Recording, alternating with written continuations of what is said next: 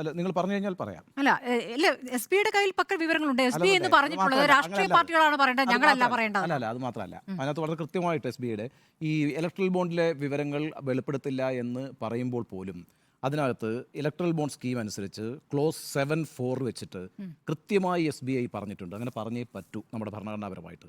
When demanded by a competent court or upon registration of criminal case by any law of enforcement agency the conditions under which details would be disclosed എന്ന് പറഞ്ഞിട്ടുണ്ട്. അതായത് നമ്മൾ ഈ എന്ത് bond വാങ്ങിക്കുമ്പോഴും പെട്ടെന്ന് നമ്മൾ എഴുതി കാണിക്കുമല്ലോ, പരസ്യത്തിൽ നിങ്ങൾ കേൾക്കുമല്ലോ, ഈ നിബന്ധനകളെല്ലാം കൃത്യമായിട്ട് വായിച്ച് നോക്കിക്കോണം എന്ന് പറഞ്ഞിട്ടൊരു സാധനം വരുമല്ലോ.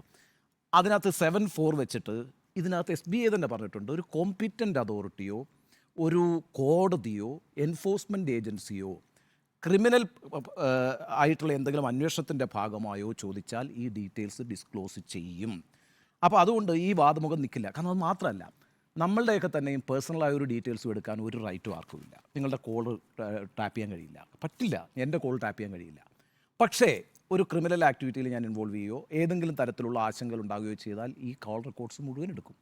ഇതിൻ്റെ ഡീറ്റെയിൽസ് മുഴുവൻ എടുക്കാൻ ഗവൺമെൻറ്റിന് അധികാരമുണ്ട്, ലോ എൻഫോഴ്സിങ് ഏജൻസിക്ക് അധികാരമുണ്ട്. അതുകൊണ്ട് ആ വാദമുഖം നിൽക്കില്ല. ഇനി രണ്ടാമത്തെ കാര്യം, ഈ ജൂൺ 30 വരെ നീട്ടിക്കൊണ്ടു പോകുന്നതിന് മുമ്പ് ഈ തെരഞ്ഞെടുപ്പ് കാലത്ത് തന്നെ ഈ കാര്യങ്ങൾ അറിയണം.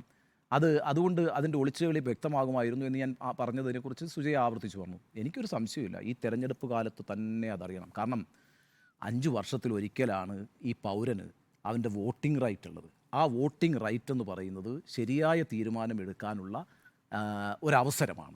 ആ അവസരത്തിൽ ആ പൗരൻ എല്ലാ രീതിയിലും എക്വിപ്ഡ് ആകുന്നത് നല്ല ജനാധിപത്യമാണ്. അത് ആരോഗ്യകരമായൊരു ജനാധിപത്യത്തെയാണ് സൃഷ്ടിക്കുക. ഇപ്പം ജൂൺ 30-നാണ് ഈ ഡീറ്റെയിൽസ് ഒക്കെ വരുന്നതെന്ന് വിചാരിക്കുക. അങ്ങനെയാണ് ഞാൻ എൻ്റെ വോട്ട് കാസ്റ്റ് ചെയ്തതിന് ശേഷം ഈ പറയുന്ന വലിയൊരു അഴിമതി പുറത്തു വന്നു കഴിഞ്ഞാൽ എനിക്ക് പിന്നെ 5 വർഷത്തേക്ക് എന്ത് ചെയ്യാൻ പറ്റും? ഞാൻ നിരായുധനാണ്. അപ്പം ഞാൻ ഈ ജൂൺ 30 എന്ന് പറയുന്ന ഒരു കള്ളക്കളിയായിരുന്നു എന്നും ഈ തെരഞ്ഞെടുപ്പ് നടക്കുന്ന സമയത്ത് തന്നെ ഇതിൻ്റെ മുഴുവൻ ഡീറ്റെയിൽസ് വരണമെന്നും പറയുന്നത് ആരോഗ്യകരമായ ജനാധിപത്യം പുലരണമെങ്കിൽ അഴിമതി പാടില്ല. അഴിമതിക്ക് കുടപിടിക്കുന്നവരാരാണെങ്കിലും, അത് TMC ആണെങ്കിലും, അത് BRS ആണെങ്കിലും, അത് DMK ആണെങ്കിലും, അത് BJP ആണെങ്കിലും, കോൺഗ്രസ് ആണെങ്കിലും, എന്നെ സംബന്ധിച്ചിടത്തോളം ഒരുപോലെയാണ്.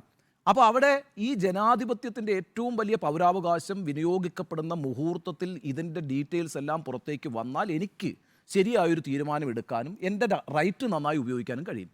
അത് പിന്നീട് വന്നതുകൊണ്ട് എനിക്ക് പ്രത്യേകിച്ച് പ്രയോജനമൊന്നുമില്ല. ഗവൺമെൻറ്റിനെ തിരിച്ചു വിളിക്കാനുള്ള ഒരു വകുപ്പ് നമ്മുടെ ഭരണഘടനയിലില്ല. നിങ്ങളൊരാളെ വോട്ട് ചെയ്ത് അധികാരത്തിലെത്തിയാൽ അയാളുടെ ടേം പൂർത്തിയാക്കുന്നവരെ നമ്മൾ കാത്തിരുന്നേ പറ്റൂ, അയാൾക്ക് ഭൂരിപക്ഷമുള്ളിടത്തോളം കാലം. അപ്പോൾ അതുകൊണ്ട് ആ വോട്ടിംഗ് റൈറ്റ് എക്സസൈസ് ചെയ്യുന്ന സമയത്ത് ഇതിൻ്റെ ഡീറ്റെയിൽസ് വരുന്നത് ആരോഗ്യകരമായ ജനാധിപത്യത്തിന് നല്ലതാണ്. ഒരു കാര്യം.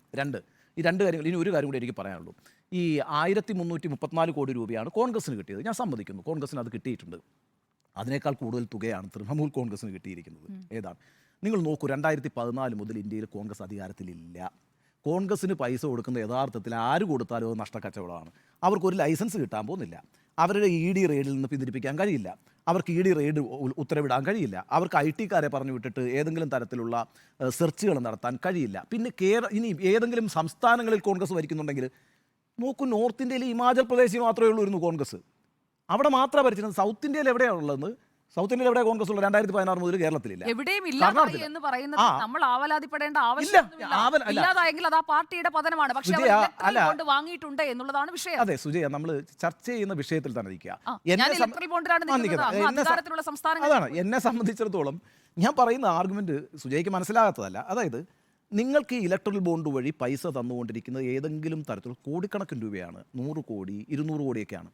അതെന്തെങ്കിലും ഒരു ഗുണം കിട്ടാതെ ഞാൻ ചെയ്യില്ല സുജയ. ഒരു പാർട്ടിക്ക് ഞാൻ 200 കോടി രൂപ കൊടുക്കുന്നുണ്ട് എങ്കിൽ എനിക്ക് അതിൻ്റെ ഗുണങ്ങൾ ചിന്തിക്കണമെന്നില്ല. എന്നെ സംബന്ധിച്ചിടത്തോളം എനിക്ക് അതിൻ്റെ ഒരു ഗുണം കിട്ടണം. ഞാൻ വെറുതെ 200 കോടി കൊടുക്കില്ല. ഒരു കോർപ്പറേറ്റ് സംവിധാനം 200 കോടിയൊന്നും കൊടുക്കത്തില്ല. പ്രത്യേകിച്ച് സാമ്പത്തിക മാന്ദ്യത്തിൻ്റെയൊക്കെ ഒരു കാലഘട്ടത്തിൽ ഇറ്റ് ഈസ് നോട്ട് ഈസി. ഇനി അങ്ങനെ കൊടുക്കുമ്പോൾ ഈ പറയുന്ന എന്തെങ്കിലും ഒരു നേട്ടം ഉണ്ടാക്കി കൊടുക്കാൻ കഴിയണമെങ്കിൽ നിങ്ങൾ അധികാരത്തിലിരിക്കണം. കോൺഗ്രസിനെ സംബന്ധിച്ചിടത്തോളം എവിടെയാണ് അധികാരത്തിലുണ്ടായിരുന്നത്? അവരെവിടെയും അധികാരത്തിലായിരുന്നു. തമിഴ്നാട്ടിലുണ്ടോ? ഇല്ല. തെലങ്കാനയിൽ ഇപ്പോഴാണ് വന്നത്. ഇത് 2019 ബോണ്ടിൻ്റെ കണക്കാണ് പറയുന്നത്. ഈ കഴിഞ്ഞ മാസം തെലങ്കാനയിൽ അധികാരത്തിൽ വന്നത്. കർണാടകയിൽ ഉണ്ടായിരുന്നോ? ഇല്ല. മധ്യപ്രദേശിലോ ഇല്ലായിരുന്നോ? ഇല്ല. രാജസ്ഥാനാണ് ആകെ ഉണ്ടായിരുന്നത്. അത് ശരിയാണ്. ഹിമാചൽ പ്രദേശ് ഉണ്ട്, ഛത്തീസ്ഗഡ്. ഈ 3 സംസ്ഥാനങ്ങളാണ്. ഈ 3 സംസ്ഥാനങ്ങളുമായിട്ട് ബന്ധപ്പെട്ട ഏതെങ്കിലും കോൺട്രാക്റ്റുകൾ ഈ 1394 കോടിയിൽ ഉണ്ടോ എന്ന് നമുക്ക് കാത്തിരുന്ന് കാണാം.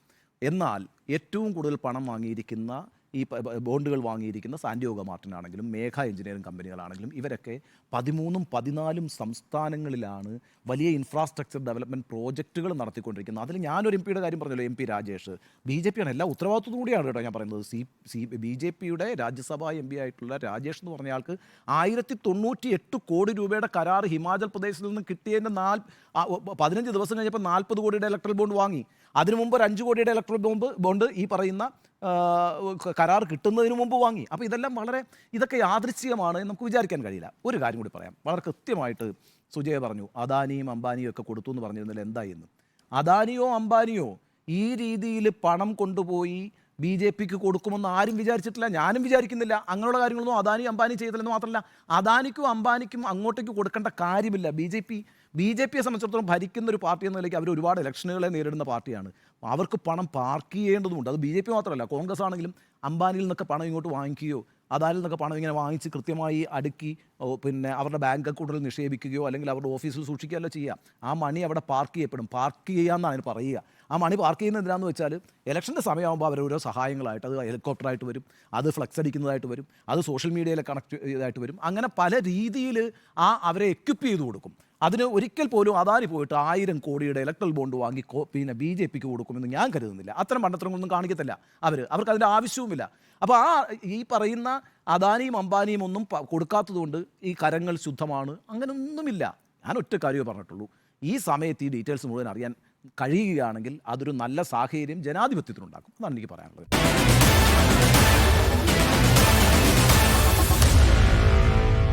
Meet the editors.